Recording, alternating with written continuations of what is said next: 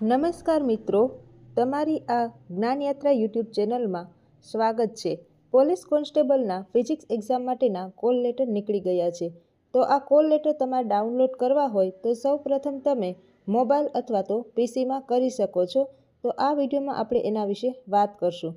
સૌપ્રથમ તમે ગૂગલ ઉપર જઈને ઓજસની ઓફિશિયલ વેબસાઇટ છે, તો આ વેબસાઇટ ઉપર તમારે ક્લિક કરવાનું રહેશે.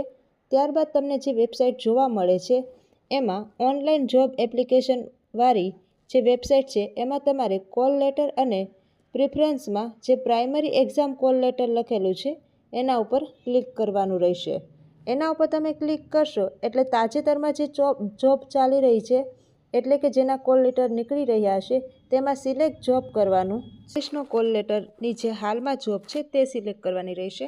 ત્યારબાદ તમારો કન્ફર્મેશન નંબર માગશે, એ તમારે કન્ફર્મેશન નંબર નાખવાનો રહેશે.